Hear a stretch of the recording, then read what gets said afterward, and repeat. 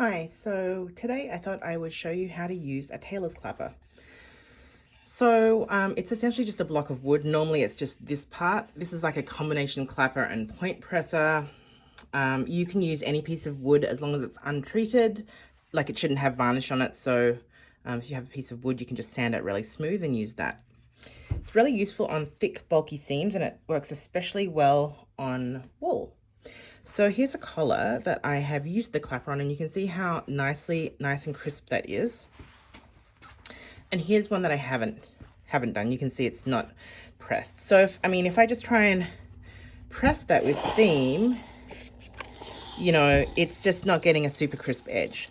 So I'll just show you on a scrap first. So the first thing I would recommend is that when you apply the steam with your iron, you don't actually touch the iron, like press down with the iron if you're using a clapper.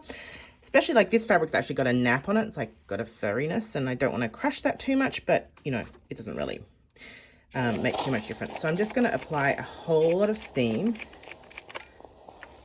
to the piece, and then I'm going to clap down. Now, classically speaking, you would literally press it in.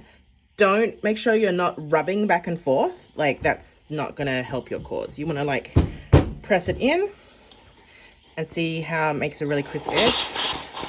Apply a bit more steam. Whoop.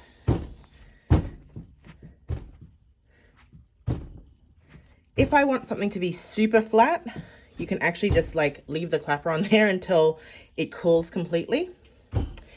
This ironing board is actually a vacuum board, so it actually sucks the steam into the fabric. So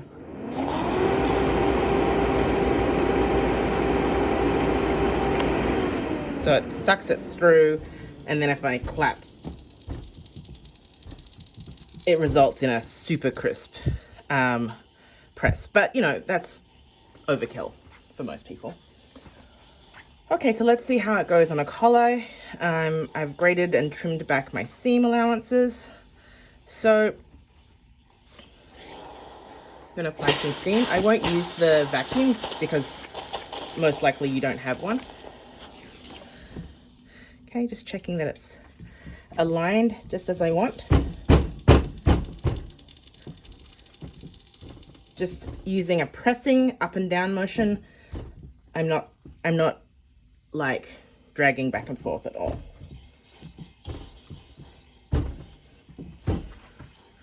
There we go. See how flat that's made that compared to the unpressed part. Now, I'm just going to try just pressing this portion, and we'll see if it makes a difference. I don't know.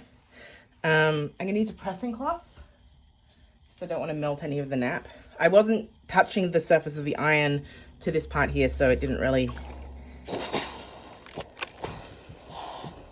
So again, I'm not like ironing, I'm pressing. We'll see. So, it's done a pretty good job. I don't know if you can tell. This is just that step crisper than this. Yeah, you can see it's like wanting to kind of bubble up a little bit here.